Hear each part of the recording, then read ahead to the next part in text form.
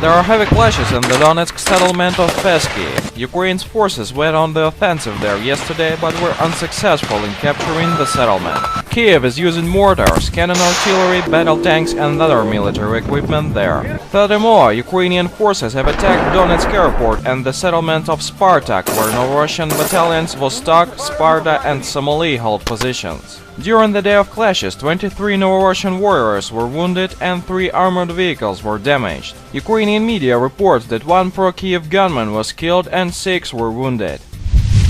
Meanwhile, the Normandy 4 group met to review the Minsk agreement in Berlin on Monday. The Foreign Minister of Ukraine, Pavlo Klimkin, reaffirmed Ukraine's commitment to the peace accords against the backdrop of Kiev's current military offensive in the Donbas region. We remember, the ceasefire agreement included the pullback of heavy weapons from the front line by both sides in the conflict and the establishment of a political dialogue between Kiev and representatives of Donbas. But it seems the government in Kiev hasn't read the document yet.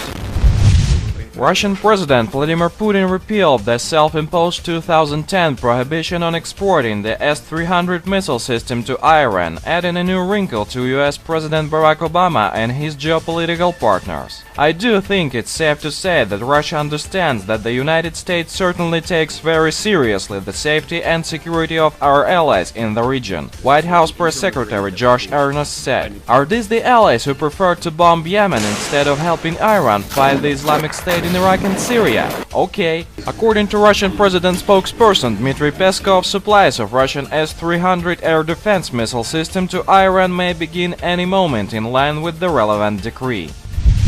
Vladimir Putin is facing a problem few could have anticipated. The ruble is becoming too strong, Bloomberg reports. According to Bloomberg, the ruble's 14% gain this month is threatening Russia. Furthermore, a weaker ruble is the only resort for saving the Russian economy. Boom! It's a good attempt, baby. Nonetheless, we didn't forget the historical Bloomberg headlines when the ruble was falling during the past few months. Ruble falls 4-day on oil as Russia says junk rating likely. Ruble falls 2-day as Russia faces $20 billion debt repayments. And others. Ruble is rising, it's a failure of Russian economic policy. Ruble is falling, it's a failure of Russian economic policy too. Apparently, we've found a fundamental feature of popular economic analysis. Now, let's found on Bloomberg. With blackjack and hookers